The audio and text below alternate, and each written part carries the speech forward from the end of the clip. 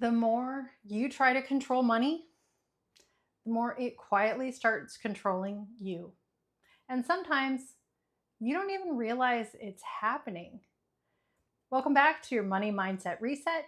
Today is day 8. And today is one of my favorite days because this is where things really start to click. Yesterday, we talked about alignment, whether your money is going where your values are or not. Today, we're taking that one step further because sometimes what you think is alignment is actually something else entirely. Over the last several days, we've been building this foundation. Money is energy, your relationship with money, your reactions, your values, and today we're going to go a layer deeper because this is where we start to take our power back.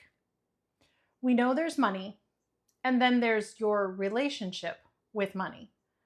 But what often gets overlooked is this: what you believe money gives you. Because the moment you believe money gives you something, you give your power to it. For me, this showed up in a way I didn't fully recognize at the time. In my first marriage, money decisions weren't really mine. Even though there was a good income, there was a very strong belief around frugality. And I'm not saying there's anything wrong with being frugal, but it was treated like it was a virtue. And I adopted that. I deferred to it and I didn't question it.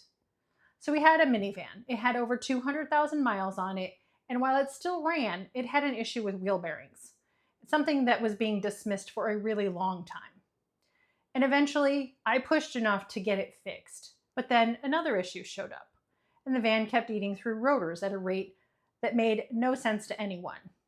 And finally, our mechanic sat down with me and had this conversation, and he told me that he wasn't comfortable with me driving that vehicle. He believed it could be dangerous, and that I was driving my kids around in something that could put us all at risk. And in that moment, I realized this wasn't about a van. It was about my voice. And that was one of those moments where everything kind of stops. After that conversation, I had to start asking myself a really uncomfortable question. Was I making decisions I actually believed in, or was I just keeping the peace in my house? And that question changed how I showed up, not just with money, but in a lot of areas of my life, because once I saw it, I couldn't unsee it. What I realized was that I had been so conditioned to defer my judgment, my voice, my authority around money, that I was ignoring something else that clearly mattered.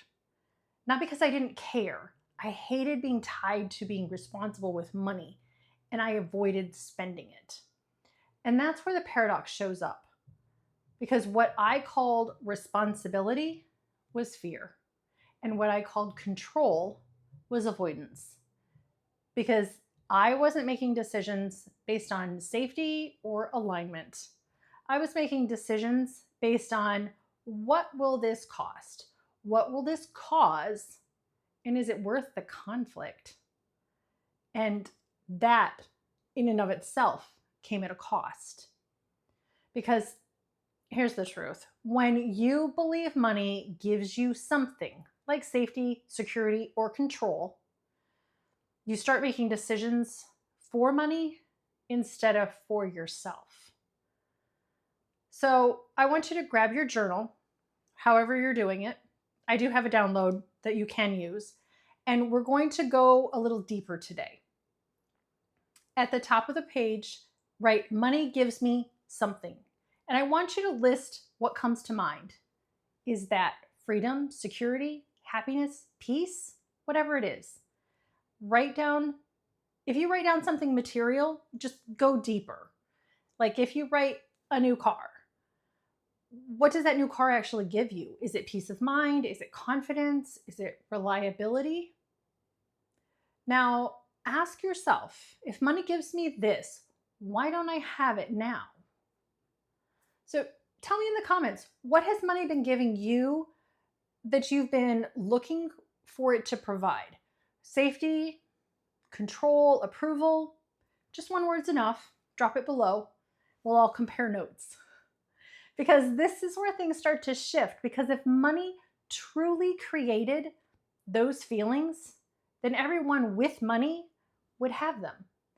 And we know that that's absolutely not true, which means the things you're chasing were never in the money to begin with.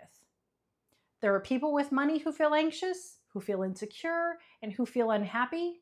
And there are people without money who feel peace, joy, who feel grounded.